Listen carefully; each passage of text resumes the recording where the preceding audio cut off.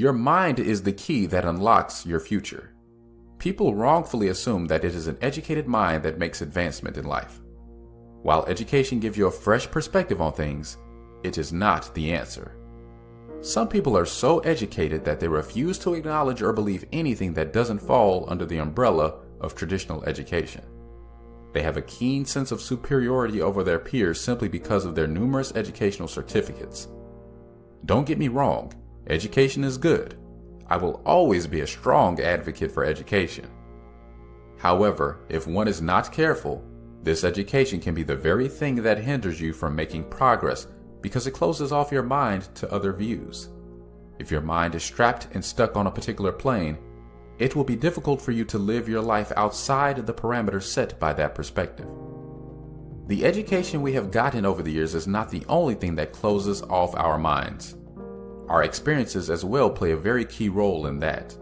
Remember that our best lessons are often taught to us by the experiences we have had. If you have had enough negative experiences, this can skewer your perspective and make you more prone to negative thinking.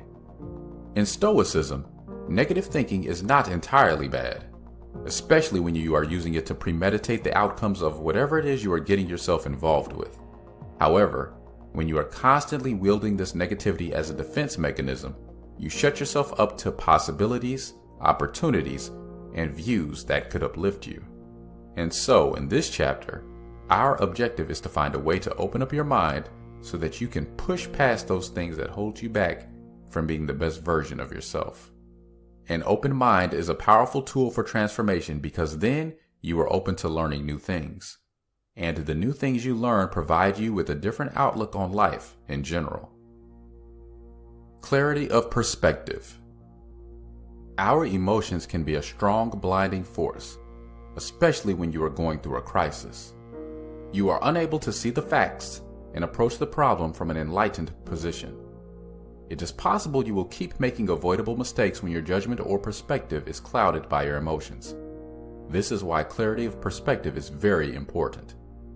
It allows us to see through the challenges that are in front of us. People who have been able to turn their pain into profit are people who have clarity of perspective.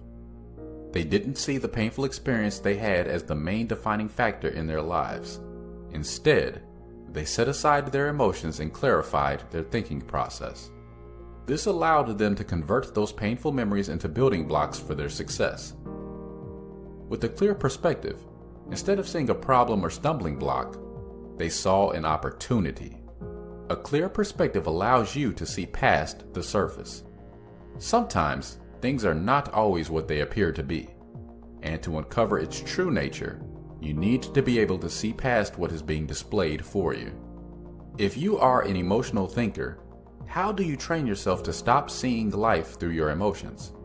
For that, you need 3 things: openness, honesty, and balance.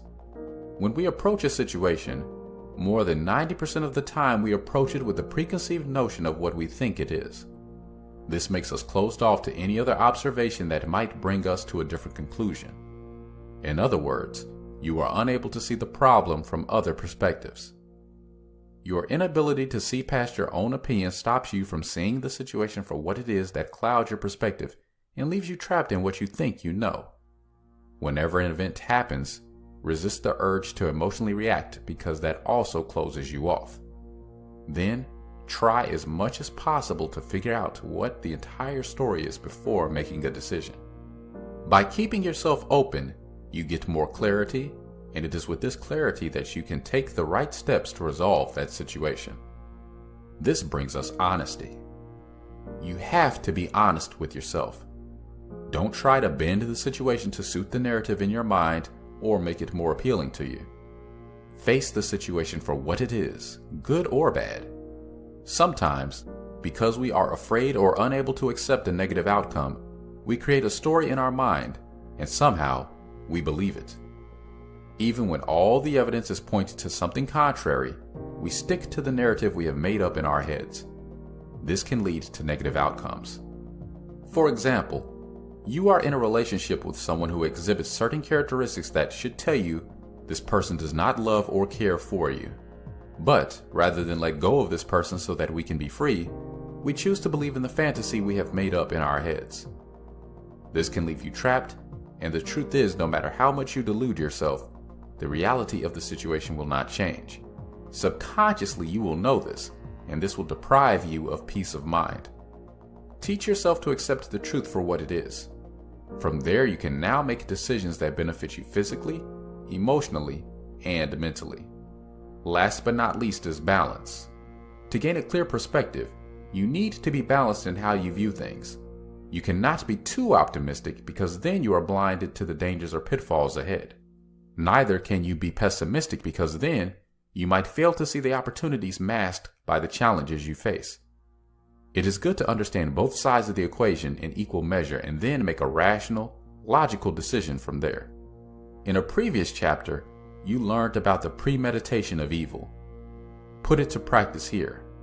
Being balanced in your assessment of any situation is not always easy. Usually there are biases you are predisposed to value over the facts. In any situation, when you find yourself leaning too heavily in one direction, ask yourself if you are doing it because it is the truth or if it is because that's the story you prefer to believe. This will help put you in check. Control on passion and emotion. If you are one of those people who are passionate about whatever it is they are doing in life, you are lucky. Passion is like the fuel that drives an engine. Learn to cultivate it and your engine will run smoothly. If you don't learn how to cultivate it, you will be running on fumes. Figuratively speaking, no matter how bumpy the road is, as long as the driver's foot is on the pedal and the hands are on the wheel, the car will keep going forward if the engine is run by passion. Our emotions, on the other hand, are like a compass that guides us on our journey. It is important for figuring out what we want, how we want it, and plays a very critical role in the way we interact with other people in our lives. Passion and emotion are important in the life of any individual. It is one of those things that separates humans from robots. Cultivating passion in your life helps you to find your purpose, and your emotions can guide you on how to fulfill that purpose. However, there is a caveat. If you allow your passions and emotions to run your life, you will be like a car that has been set in motion without the driver in the seat. A crash is imminent and disaster is somewhere on the horizon, most likely sooner rather than later. You are meant to control those emotions and curtail your passions, not the other way around. Passion without control becomes an obsession.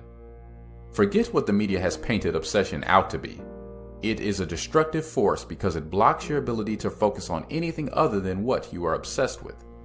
This automatically creates imbalance, and you know that without balance, what you have is chaos.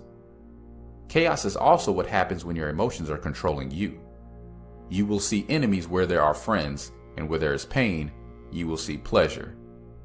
In other words, rather than propelling you forward, your emotions will turn your life upside down, which leaves you stuck in a fixed position, not going forward, but trapped in what has happened in the past and unable to process the present. To maintain a balance in your passion and your emotions at the same time, you need perspective. Not just your perspective, but the perspectives of other people. One way to do that is to ask questions that are pertinent to the situation. Also, do a little bit of research to try and learn as much as possible. The more you know, the clearer your perspective will be.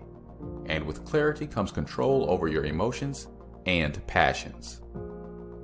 Thanks for watching.